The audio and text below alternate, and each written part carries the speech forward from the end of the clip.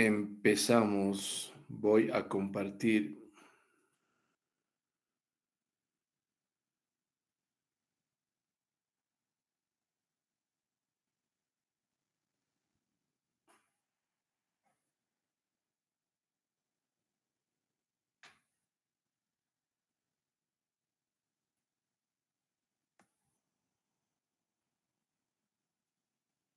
Me dicen si se ve, por favor. Se ve, doctor. Avíseme si cambia. Cambia. Cambia. Sí, doctor. Cambia. Doctor. Muy bien. Esta es la penúltima clase. Hoy vamos a hablar de calcio y fósforo. Mañana hablamos de algo de alteraciones ácido básica, sobre todo alteraciones metabólicas. Bueno, entonces empezamos con las alteraciones del calcio y fósforo. ¿Qué objetivos tenemos hoy? Conocer las funciones específicas de ambos elementos, calcio y fósforo, y conocer cómo se regula. ¿Por qué es importante hablar de estos dos elementos? ¿Por qué? Desempeñan una función vital. El calcio en la función neuromuscular, contractilidad cardíaca, cascada de la coagulación, mineralización del hueso. Y el fósforo es el constituyente más importante de los fosfolípidos de las membranas, aunque esté en otros lugares, como vamos a ver, pero si la membrana se integra, pues ¿cuál es la función de la membrana celular? Intercambiar sustancias. Vamos a hablar un poquito de la fisiología del calcio. El calcio sérico normal es de 8,5 a 10,5 miligramos por decilitro. Representa más o menos el 2% del peso corporal de una persona y se calcula que cada organismo humano tiene como promedio 1,000 gramos, o sea, 1 kilo de calcio. Obviamente este calcio estará en los huesos en forma de sales, ya 98% está en los huesos. El calcio se encuentra en 3 formas diferentes en el organismo humano.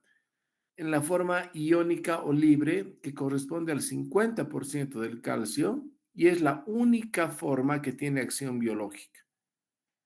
También en 40% unido a proteínas y en un 10% formando complejos con aniones como bicarbonato, citrato, fosfato, lactato.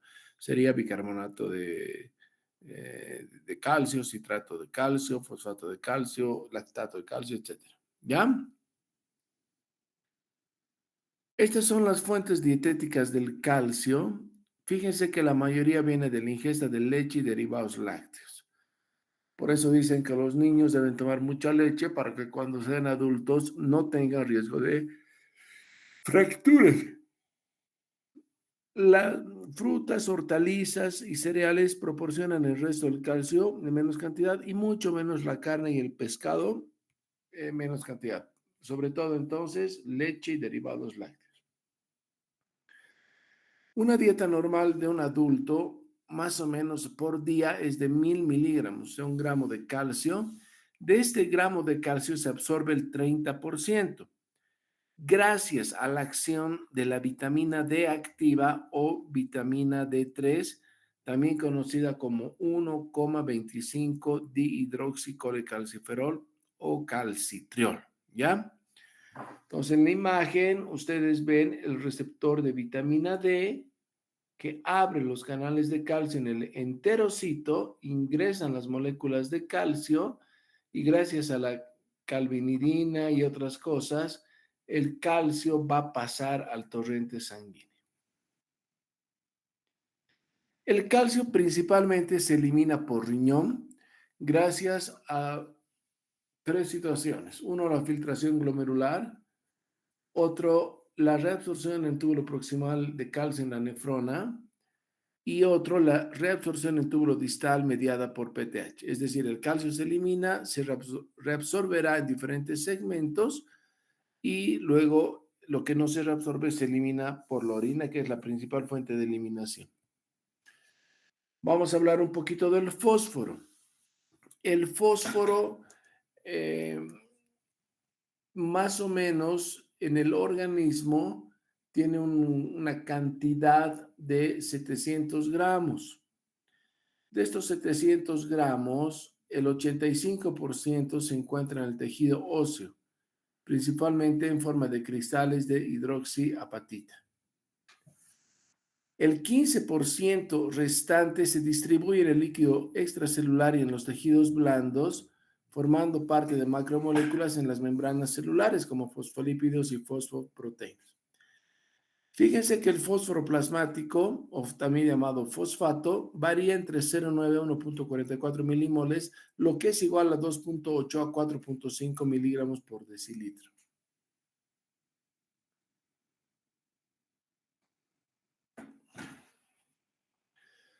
La dieta promedio de fósforo aporta entre 800 a 2,000 miligramos por día y la principal fuente, igual que en el calcio, son la leche y sus derivados.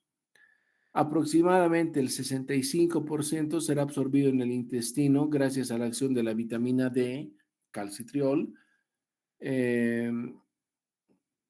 Y esta mañana hablaba con algunos estudiantes y decíamos que el principal lugar del intestino donde se reabsorben calcio y fósforo es en la primera porción, es decir, duodeno. También hay algunas hormonas que van a ayudar a la regulación del calcio y el fósforo.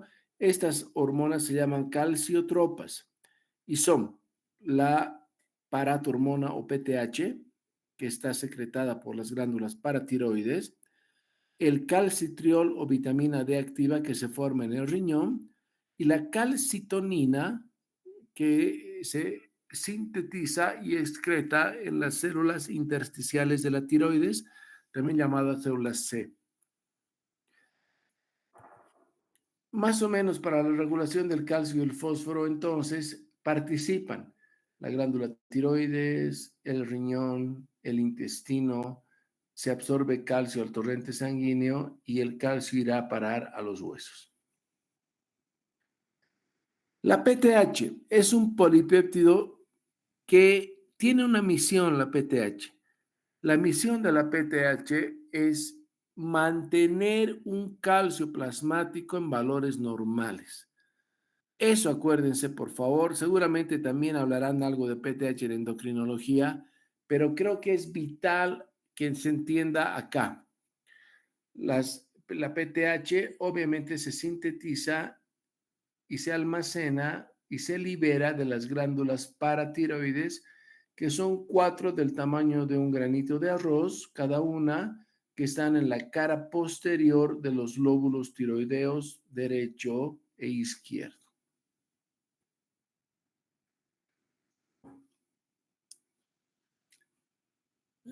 Ya hemos dicho que la misión fundamental de la PTH es mantener un calcio plasmático normal. También se conoce la PTH como la hormona fosfatúrica, es decir, una de sus principales acciones es eliminar el exceso de fósforo, disminuyendo la reabsorción proximal de fósforo. ¿Cómo se regula la PTH? Así, de la siguiente manera. ¿Cuándo se libera? Primero, cuando hay hipocalcemia. El calcitriol es estimulado por la PTH para reabsorber más calcio y fósforo del intestino, pero cuando ya el calcio y el fósforo están en buenos niveles, el calcitriol también inhibe la síntesis de PTH, o sea que es un mecanismo de retroalimentación. También hay que decir que el fósforo está implicado, por eso damos en un solo tema calcio y fósforo. El fósforo, cuando se eleva, hiperfosforemia, aumenta los niveles de PTH porque tienen que eliminarse, ¿no es cierto?, a través del riñón. Y cuando baja el fósforo, disminuyen los niveles de PTH porque obviamente no es un estímulo. Un estímulo para la liberación de PTH es la hipofosforemia, señores. El calcitriol o vitamina D. Como ustedes saben, las vitaminas no se sintetizan en el organismo. Las vitaminas tienen que ser introducidas al organismo por la dieta. El calcio o vitamina D3 es una vitamina bien interesante porque tiene un metabolismo bien bonito. que les voy a mostrar enseguidita. Pero obviamente se forma primero vitamina D1, vitamina D2 y luego en el riñón la vitamina D3 activa o 1,25 dihidroxicolecalciferol. En la glándula tiroides, el calcitriol actúa sobre los receptores de la vitamina D, formando un complejo vitamina D receptor de vitamina D. ¿Ya? Entonces, ¿qué factores estimulan la síntesis del calcitriol? La hipofosforemia o la hipocalcemia y el aumento de la PTH. ¿Qué acciones tiene el calcitriol? Bueno, lo principal en el intestino, que ya hemos dicho, estimula la absorción de calcio y fósforo. En el riñón aumenta la reabsorción de calcio, eso es muy importante. En el hueso estimula la resorción ósea, promueve la maduración y diferenciación de osteoclastos. Los osteoclastos aumentan la resorción ósea, ¿no es cierto?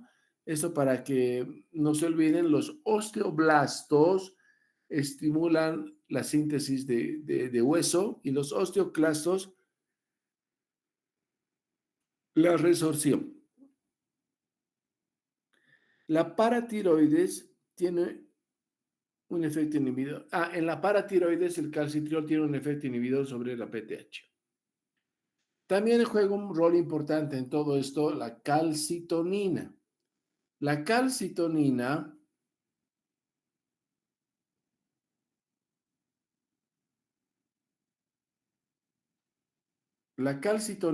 está secretada en las células intersticiales de la tiroides, también llamadas células C. Estas son parafoliculares y la misión de la calcitonina es inhibir la resorción ósea osteoclástica. Acción contraria a la PTH. La PTH estimula la resorción ósea porque tiene que sacar calcio del hueso para mantener un calcio plasmático normal, ¿verdad? En cambio, la calcitonina es lo contrario. Evita la resorción, o sea, mantiene un hueso compacto.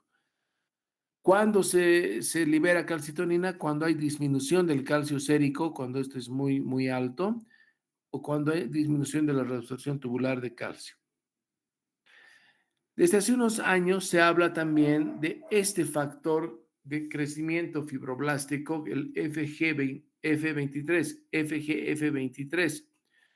Este es un factor, hay varios, por si acaso, hay varios factores de crecimiento fibroblástico en el organismo, pero este es uno de los más importantes porque se encuentra en relación con el metabolismo del calcio, fósforo, hueso, etc. Entonces,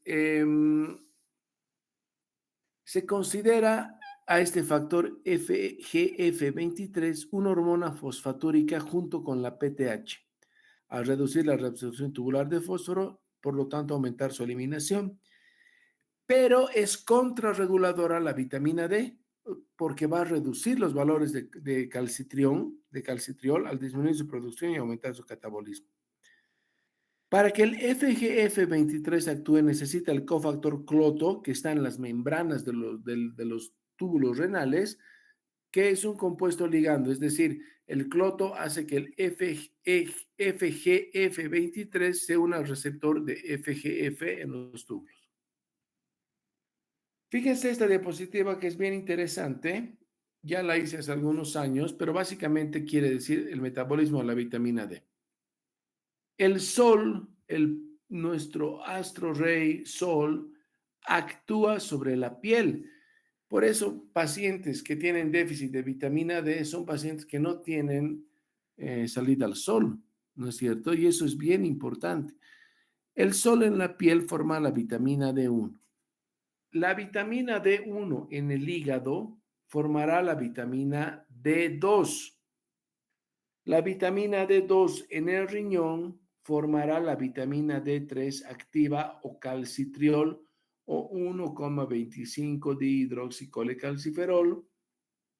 Este calcitriol actúa en el intestino, sobre todo en duodeno, para absorber o reabsorber calcio y fósforo, que es la función principal de la vitamina D. El calcio y el fósforo van a ir al hueso a depositarse en forma de sales minerales, hidroxiapatita. Y el exceso de calcio irá a la glándula tiroides. Pero ¿qué pasa, señores, cuando no hay función renal? Es decir, pacientes con enfermedad renal crónica. Pasa lo siguiente, va a haber una hiperplasia de la glándula tiroides, perdón, de la glándula paratiroides, porque necesitará estimular más al calcitriol, que no hay porque los riñones están mal, para que absorba calcio y fósforo en el intestino. Muy bien, vamos a hablar ahora de los trastornos que pueden haber tanto del calcio, que serían, si aumenta el calcio, hipercalcemia, y si disminuye el calcio, hipocalcemia, y del fósforo, si aumenta el fósforo, hiperfosforemia, y si disminuye el fósforo, hipofosforemia. La hipercalcemia. La hipercalcemia debe corregirse según los valores de albúmina. Recuerden, ¿por qué es esto? Porque el calcio en un 40% está unido a la albúmina, que es su proteína transportadora. Entonces, si la albúmina está baja, debe corregirse el calcio con esta formulita. ¿Ya? Se les voy a dejar la formulita. Por cada gramo de disminución de albúmina, el calcio aumenta en 0,8 miligramos por decilitro. Puede haber hipercalcemia falsa o pseudo hipercalcemia cuando hay deshidratación, contracción de volumen, mieloma con inmunoglobulina elevada y trombocitemia esencial. Pero la etiología de la hipercalcemia verdadera puede ser por aumento en la absorción intestinal de calcio, y eso puede darse, ¿por qué?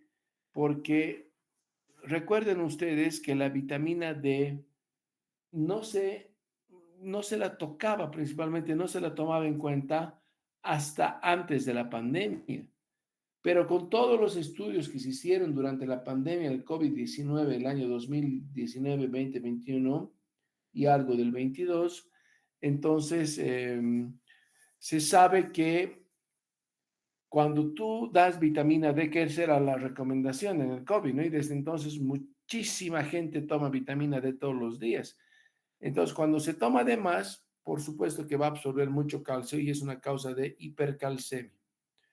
Esta hipervitaminosis D se da por consumo excesivo de vitamina D, que sería un consumo iatrogénico, sarcoidosis o linfomas.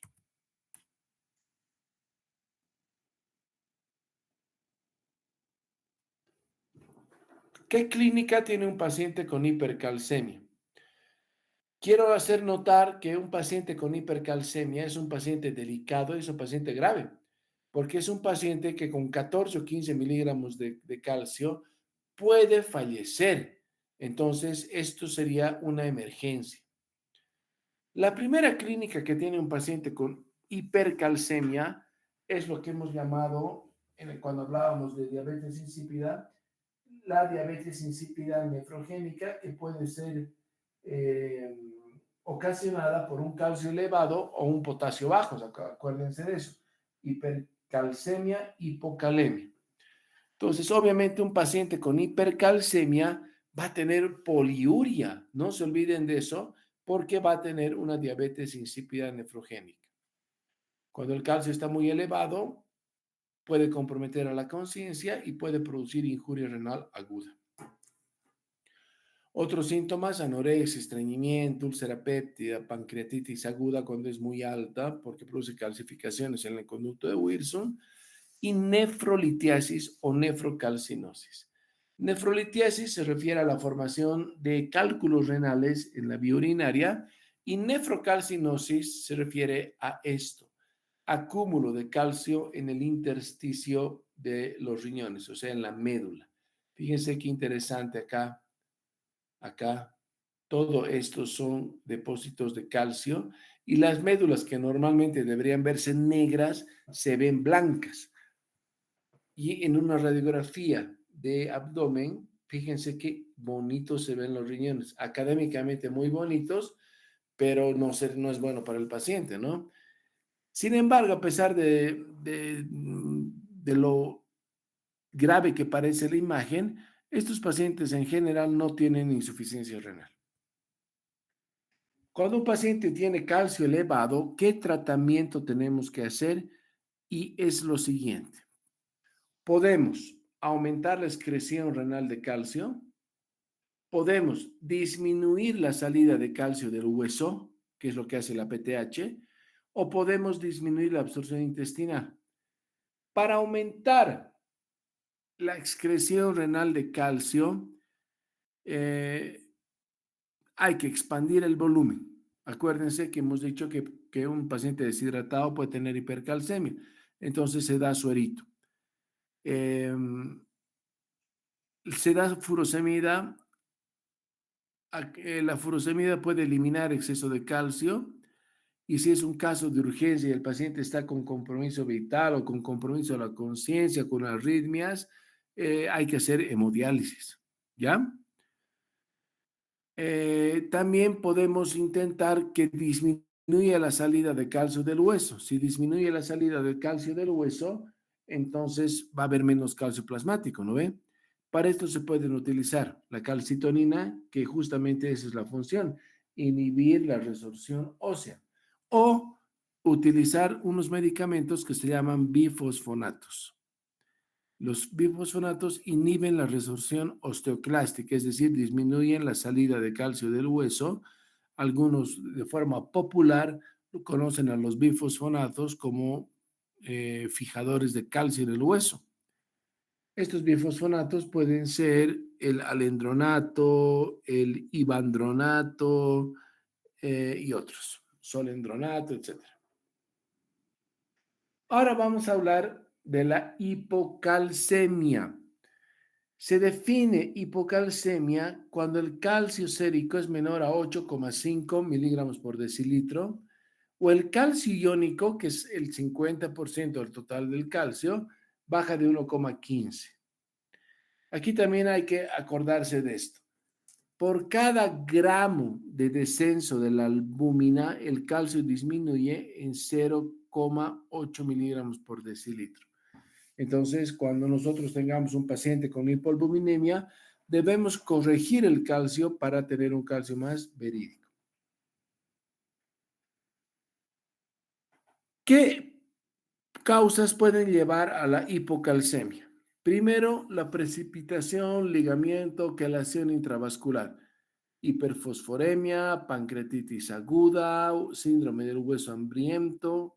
Esto es cuando se sacan las paratiroides por algún adenoma y obviamente el cuerpo empieza a tener una necesidad de calcio increíble.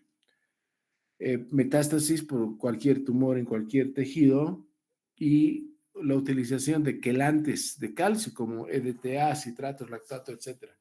Entonces, todo esto puede disminuir el calcio plasmático y producir hipocalcemia. También un aporte deficiente de calcio desde el hueso o intestino, es decir, un hipoparatiroidismo. El paciente o no tiene glándulas paratiroides o estas están funcionando mal o se las han sacado. Muchas veces hay pacientes sometidos a tiroidectomía y el cirujano agarra las tiroides y se lleva las tiroides con paratiroides y todo. También puede ser por deficiencia de la vitamina D. Acuérdense de eso. Si no hay vitamina D, va a haber poco calcio y poco fósforo, ¿no es cierto? Entonces, ¿qué causas pueden haber para que la vitamina D disminuya? Insolación insuficiente, es decir, que los viejitos, sobre todo, no tomen baños de sol. La gente joven que anda caminando en las calles, activa de un lado a otro, etcétera, generalmente no va a tener este problema. Puede ser un intestino con mala absorción, entonces no se va a absorber la vitamina D, o puede ser que no se forme la vitamina D porque se forma en el riñón la vitamina D3 activo calcitriol, por lo que en la enfermedad renal crónica no se va a formar, pues, ¿no es cierto? La cirugía del tracto digestivo superior, sobre todo cuando se inhabilita el segmento principal de absorción de nutrientes, que es el duodeno, y alguna medicación anticonvulsivante. ¿Qué puede pasar al paciente cuando tiene hipocalcemia? La hipocalcemia puede ser muy leve hasta muy grave. De acuerdo a la severidad de la hipocalcemia, puede haber en el sistema cardiovascular prolongación del intervalo QT, insuficiencia cardíaca y arritmias ventriculares que pueden ser inclusive fatales, ¿no? Si el calcio baja mucho, puede ser fatal. También puede haber los famosos espasmos musculares, es decir, el famoso espasmo carpopedal, convulsiones y tetania. Para buscar estos espasmos, se realizan típicamente, clásicamente, dos signos en la exploración física. Uno es el signo de Chebostek y otro es el signo de Trousseau. Acuérdense eso. El signo de Chebostek se realiza percutiendo la mejilla de un lado del paciente con la boca ligeramente entreabierta. Se percute con el dedo o se percute con un martillito y al percutir se provoca la contracción involuntaria de los músculos de la cara y hace esa mueca el paciente y cierra la boca. Ese es el famoso signo de Chebostek. Y el otro signo es el signo de Trousseau o espasmo carpopedal. Fíjense cómo se hace el signo de Trousseau. Se toma la presión arterial, por ejemplo, es 120/80, se toma la media de la presión arterial, ya que es la media sería 100, se insufla el manguito en 100 durante 3 minutos y si el paciente tiene hipocalcemia, se le va a provocar este espasmo carpopedal, es decir, va a cerrar las manos con el pulgar por dentro y se le van a ir hacia arriba. Ese es el famoso espasmo carpopedal, ¿ya? Cuando un paciente tiene hipocalcemia, lo que nosotros debemos hacer es tratar. Si el calcio es menor a 7, que sería ya importante, debe darse calcio intravenoso, siempre administrando lentamente el calcio. Si el calcio, la hipocalcemia es moderada, entre 7 a 8, entonces se puede dar una infusión intravenosa en 2 horas. Em, si hay enfermedad renal crónica con hiperfosforemia, se puede dar carbonato de calcio, que encima va a bajar el fósforo. Y una pequeña clave en medicina es siempre valorar el magnesio, porque si el magnesio está bajo, hay que ponerlo bien para tener un mejor valor. Y la otra es dar calcitriol o vitamina D. Muy bien, ahora vamos a hablar de las alteraciones del fósforo. La etiología de la hiperfosforemia se relaciona con disminución de la excreción renal de fósforo, sobrecarga exógena de fósforo o movimiento transcelular de fósforo. Entonces, si disminuye la excreción renal de fósforo, estaríamos frente a una enfermedad renal crónica y otras, la acromegalia y los bifosfonatos. Hay pacientes que por alguna razón pueden tomar calcio por vía oral, perdón, fósforo por vía oral o recibir fósforo por vía endovenosa o en enema rectal. O hay movimiento de fósforo transcelular. Recuerden que el fósforo está en las membranas de las células.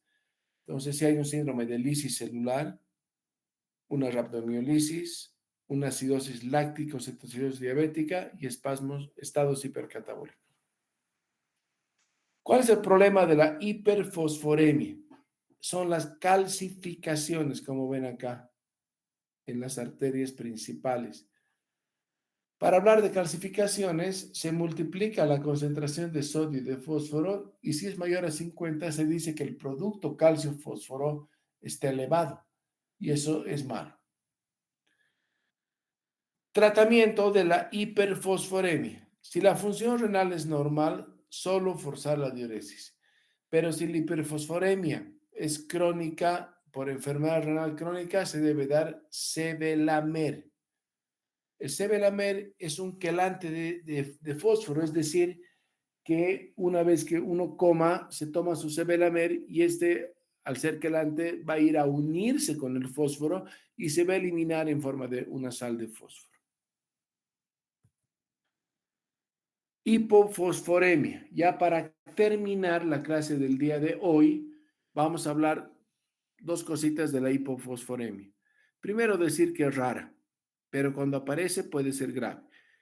Se considera una hipofosforemia moderada cuando disminuye de 2.5 miligramos por decilitro de fósforo, pero ya se considera grave si el fósforo disminuye de 1 miligramo por decilitro. ¿Ya? ¿Qué ha pasado? ¿Por qué ha bajado el fósforo? Puede ser por redistribución del fósforo intracelular en una alcalosis respiratoria. Recuerden que la acidosis eleva el fósforo y la alcalosis lo puede meter a la célula. Síndrome de hueso hambriento, disminución de la absorción intestinal. O hay alteraciones en el intestino, síndromes de mala absorción, o no hay vitamina D para que se absorba, o han abolido una parte del intestino por una cirugía, etc. O hay abuso de antiácidos. O hay pérdida renal por un hiperparatiroidismo primario. Es decir, hay un adenoma de la glándula paratiroides y ¿qué hace la glándula paratiroides con la función renal? Cuando la función renal es normal, va a absorber, va a formar la vitamina D. La vitamina D va a absorber calcio y fósforo del intestino, con lo cual sube el calcio y sube el fósforo, pero la PTH es la hormona fosfatúrica junto al F23, entonces van a disminuir el fósforo eliminándolo.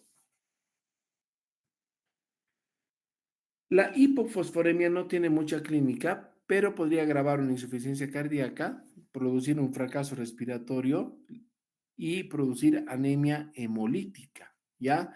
Porque obviamente eh, si hay anemia hemolítica se van a destruir pues, todas las membranas. Si el fósforo es mayor a 2 miligramos por decilitro, no es necesario el tratamiento. Pero si es menor, suplementos orales, ¿ya? Y si es mucho menor, es urgente la vía endovenosa. Con eso voy a dejar de compartir. Hemos terminado la clase de hoy, pero quisiera, por favor, que me digan si tienen preguntas. Este tema, o sea, todos los temas de medicina son importantes, pero creo que este tema tiene su particularidad. Es muy grave cuando el calcio sube mucho, ¿no ve? Y cuando baja también. Entonces, si hay alguna pregunta, la respondemos ahora.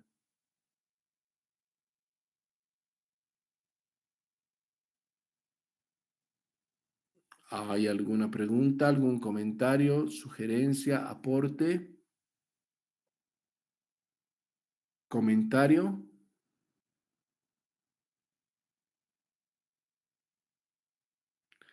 Bueno, al no haber ninguna pregunta, espero que todo esté entendido. No se olviden que de estas clases saldrá pues preguntas para su examen, ¿no? Entonces, mañana, amigos, estudiantes, nos vemos para la última clase con mi persona y vamos a hablar de acidosis y alcalosis metabólica. Hasta mañana. Buenas tardes.